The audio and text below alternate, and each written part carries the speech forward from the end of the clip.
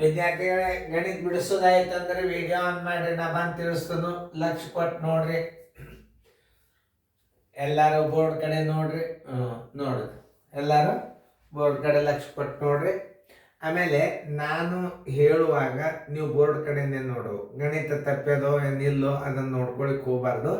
ಮೊದಲು ನೀವು ಬೋರ್ಡ್ ಕಡೆ ಸರಿಯಾಗಿ ನೋಡ್ರಿ. ಈಗ ಈ ಸಂಗತಿಗಳನ್ನು ನಾವು ಬರ್ಕೋಬೇಕು. ಒಂದು ಬ್ಯಾಂಕು 2,000 ರೂಪಾಯಿಗಳ ಮೊತ್ತವನ್ನು 5 ವರ್ಷಗಳ ಬಳಿಕ ಸರಳ ಬಡ್ಡಿಯ ದರದಲ್ಲಿ 3,000 ರೂಪಾಯಿಗಳಂತೆ ಹಿಂತಿರುಗಿಸುತ್ತದೆ. ಹಾಗಾದರೆ ಬಡ್ಡಿಯ ದರ ಎಷ್ಟು? ಆಮೇಲೆ ಈ ಸಂಗತಿಗಳನ್ನು ಮೊದಲು ನೀವು ಬರ್ಕೋಬೇಕು. ಅಸಲು ಬರೋಬ್ಬರಿ 2,000 ರೂಪಾಯಿ. ಅಸಲು ಬರೋಬ್ಬರಿ 2,000 ರೂಪಾಯಿ. ಹಿಂತಿರುಗಿಸಿದ ಹಣ ಅಂದರೆ ಏನು? ಮೊತ್ತ ಯಾವಾಗೆಲ್ಲಾದ್ರೂ ಅಸಲಕ್ಕಿಂತಲೂ ದೊಡ್ಡದಿರ್ತದ. ಅದಕ್ಕೆ ನೀವು ಮೊತ್ತ ಅಂತ ತಿಳ್ಕೋಬೇಕು. ಇದು ನೋಡಿ, ಇದಕ್ಕೆ ಮೊತ್ತ ಅಂತ ತಿಳ್ಕೋಬೇಕು. ಆಮೇಲೆ ಅವಧಿ ಎಷ್ಟದ? ಅವಧಿ ಬರೋಬ್ಬರಿ 5 ವರ್ಷ. ಅವಧಿ ಎಷ್ಟು? 5 ವರ್ಷ. ಅವ್ರೇನು ಕೇಳ್ಯಾರ? ಬಡ್ಡಿ ದರ. ಆದ್ದರಿಂದ ಶೇಕಡ ಬಡ್ಡಿ ದರ ಬರೋಬ್ಬರಿ ಎಷ್ಟು? ಮೊದಲು ನೀವೇನು ಮಾಡ್ಕೋಬೇಕು? ಬಡ್ಡಿಯನ್ನು ತಕ್ಕೋಬೇಕು. ಫಸ್ಟಕ್ಕೆ ನಾವು ಏನು ತಕ್ಕೋಬೇಕು? ಬಡ್ಡಿ ಬಡ್ಡಿ ಹೆಂಗೆ ತಕ್ಕೋಬೇಕಂದ್ರೆ, ಮೊತ್ತದೊಳಗೆ ಅಸಲು ಕಳೆದರೆ ಅಂದರೆ ಬಡ್ಡಿ ಬರ್ತದ. ನೋಡಿ,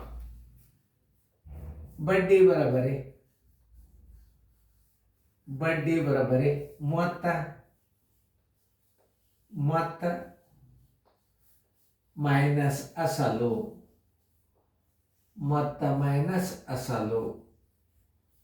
ಮತ್ತೆಷ್ಟದ? 3,000.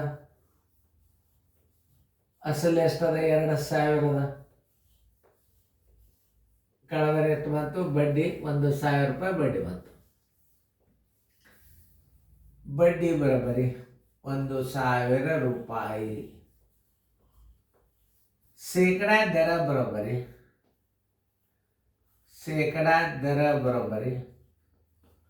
100 × 1 ಸರಳ ಬಡ್ಡಿ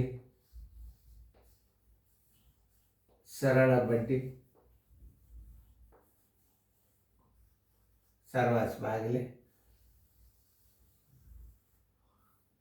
ಅಸಲು × ಅವಧಿ. ಇದೇ ಸೂತ್ರ.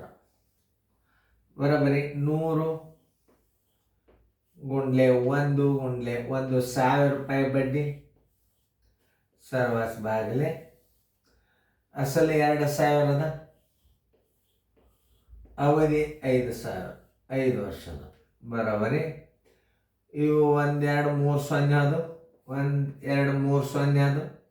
2 1 2 50 5 1 5 10 ಬರೋಬ್ಬರಿ ದರ ಬರೋಬ್ಬರಿ ಎಷ್ಟು? ಶೇಕಡ 10.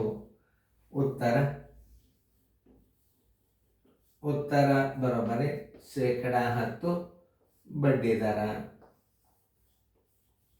ರೀತಿ ಪ್ರಕಾರ ಕಲಿಯಿರಿ. ನೀವು ಗಣಿತ ವೇಗವಾಗಿ ಮಾಡ್ರಿ, ನಾನು ಬೇಡಲ್ಲ. 10% ಬಡ್ಡಿ ದರ.